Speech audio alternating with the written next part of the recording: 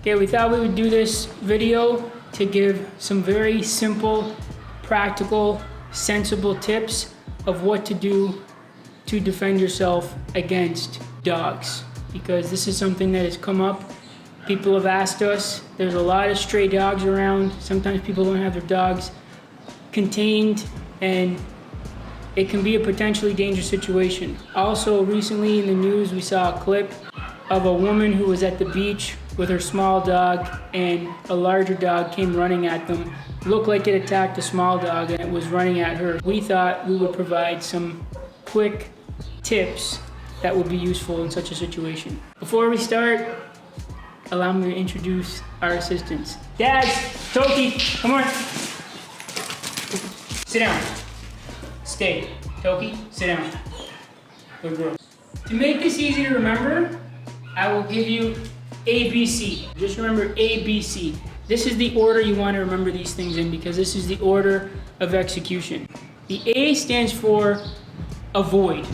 Okay? You want to be aware of your surroundings, as aware as possible of where you're going, so that you can avoid a potentially dangerous situation to begin with.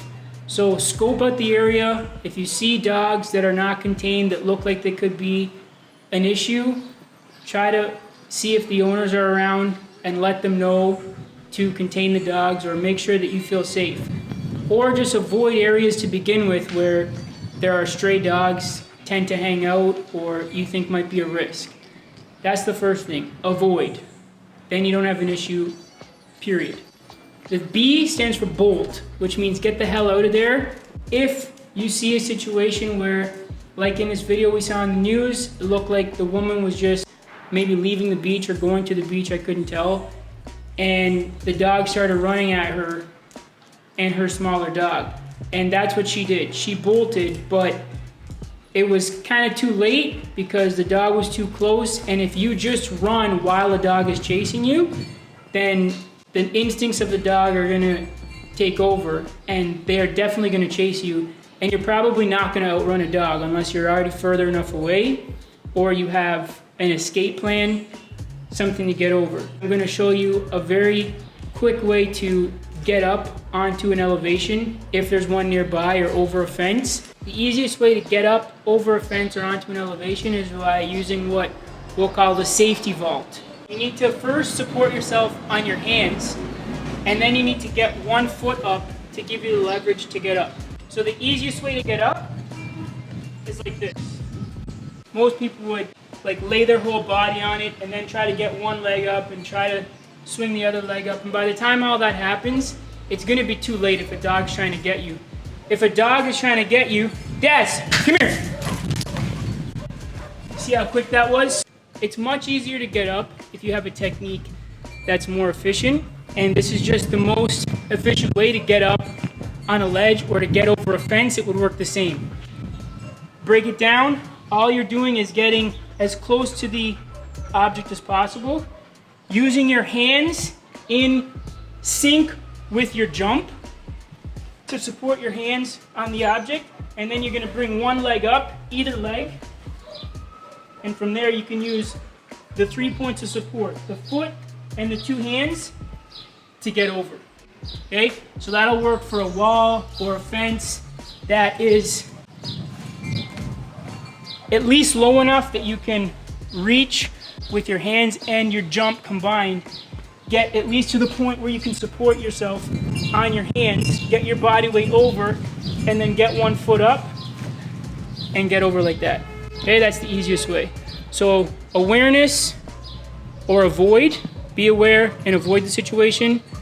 Bolt, and if you can, bolt to a nearby fence or object that you can get up on quickly, and we just showed you a technique for that. And the C is the last resort, is if you need to confront the animal. So we'll show you that next.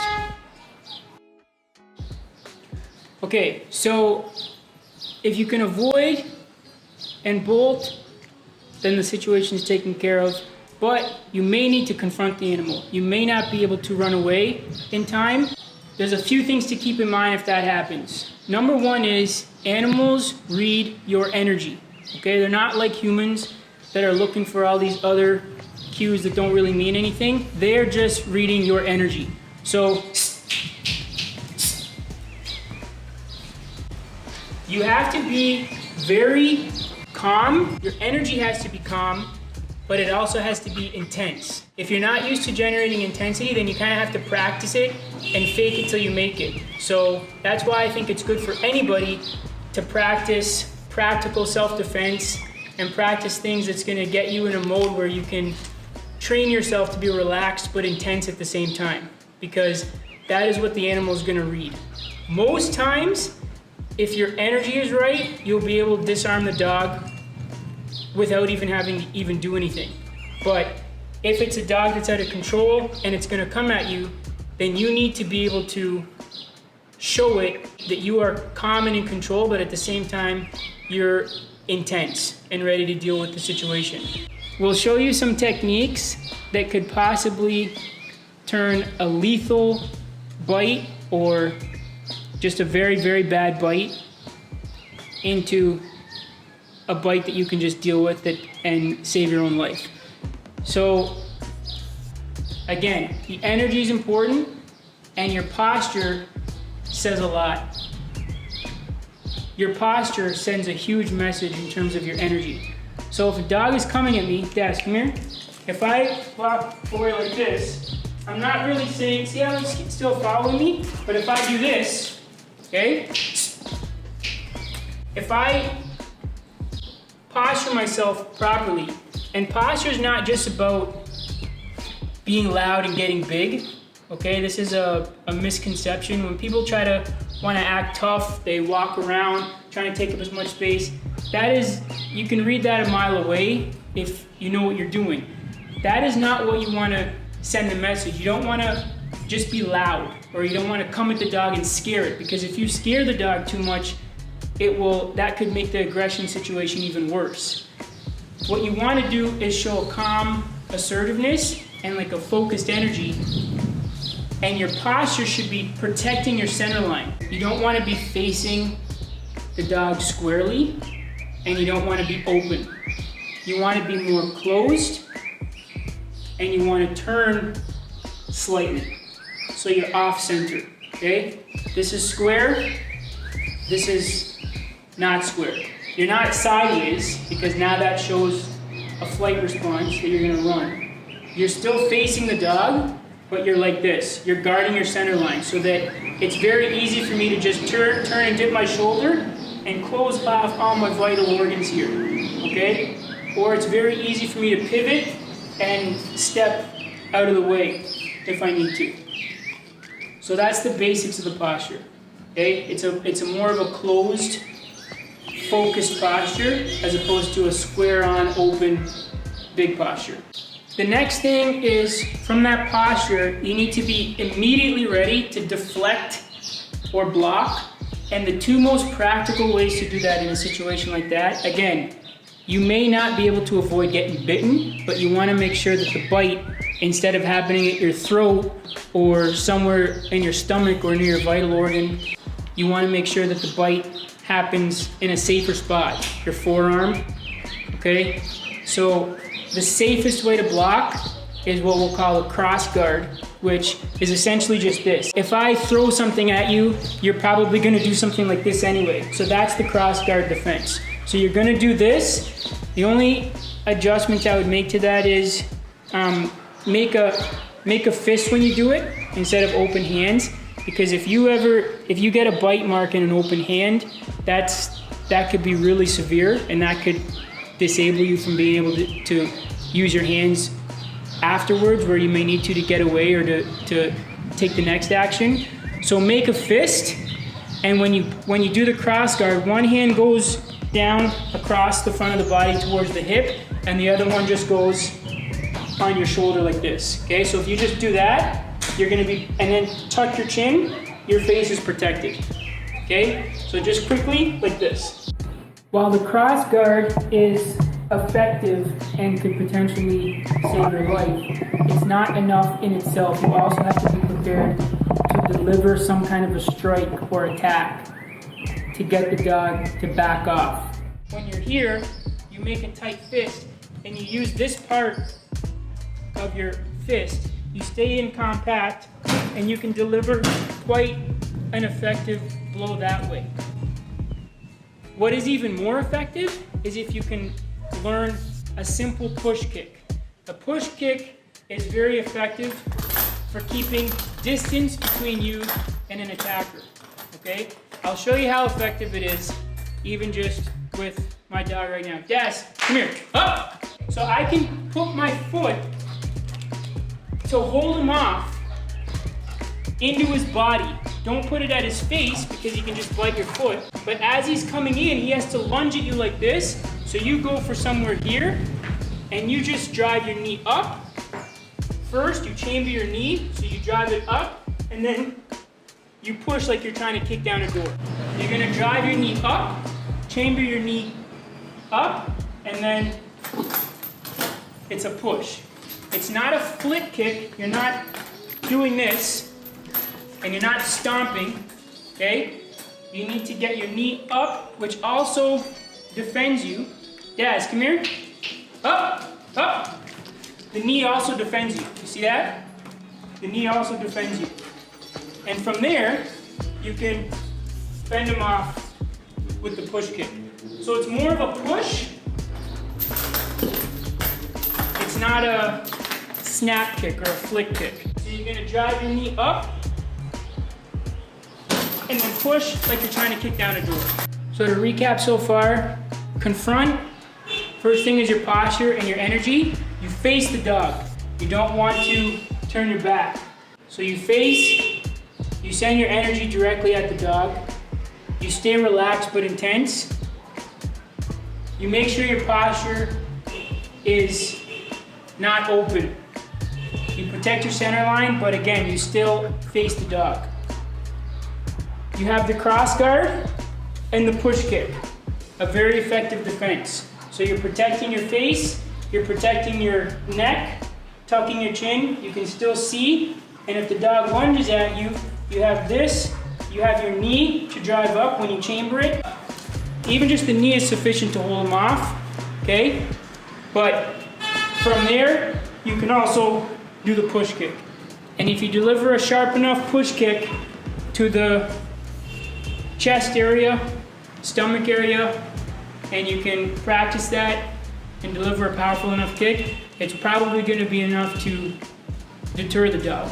Next is parrying. So the dog may be lunging at you, you do that. If it keeps coming at you, you may need to be able to keep parrying, or what I mean by parrying is deflecting the dog away, and I would recommend you do that with a closed fist like this, but for the purpose of demonstration, because I don't want to injure my assistant, I'm just going to do it with an open palm, okay? Good boy, come here, up, up, up, good boy, up.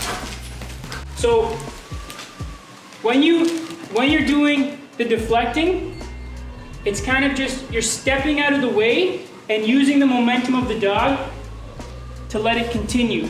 It's coming at me, I'm stepping away and using its own momentum to send it, okay? You want to step to the outside and deflect. Step to the outside and deflect, if you can. And then after you do that, if you need to, you can get in a good shot and take off. Even better than that is if you can grab something nearby. A simple stick, the godfather of all weapons. If you have something like a broomstick or something this length that's a bit longer, then I like to hold it like this because you can maintain your stance, your proper posture where you're closing off the center line.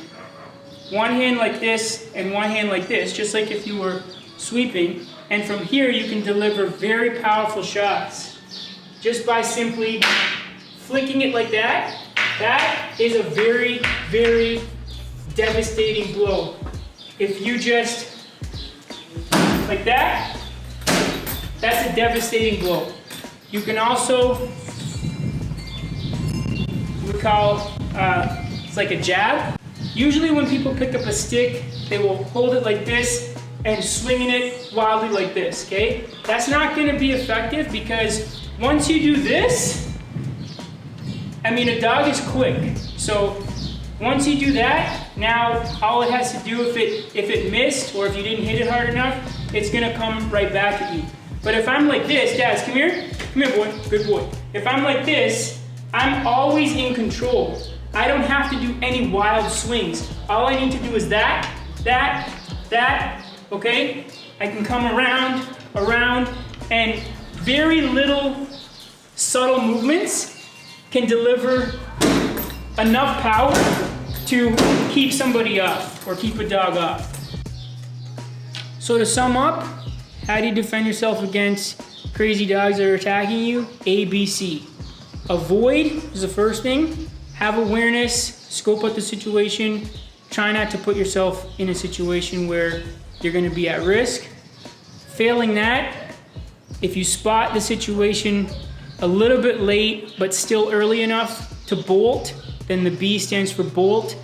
Get the hell out of there and try to find an elevation where you can use the safety vault and either get over a fence or get up onto a ledge where the dog is not likely to be able to reach you. And the last but not least is confront. If you need to confront the dog, then you need to be very aware of your energy and your posture, because even if you're defending yourself using the cross guard block that we talked about, this sends a very different message than this. So you need to be still confronting, but defending at the same time. So you're blocking, but at the same time you're also attacking if you need to. Grab something if you can, keep it in close, and use sharp but powerful strikes with fierce intention behind them, and do what you need to do to defend yourself. Thanks for watching. I hope that's helpful. If you have any questions, you can comment below. Daz, come here, boy. Sit. Yogi, come here. Good girl. Sit. Good girl. No dogs were harmed in the making of this video. Good boy. Good boy.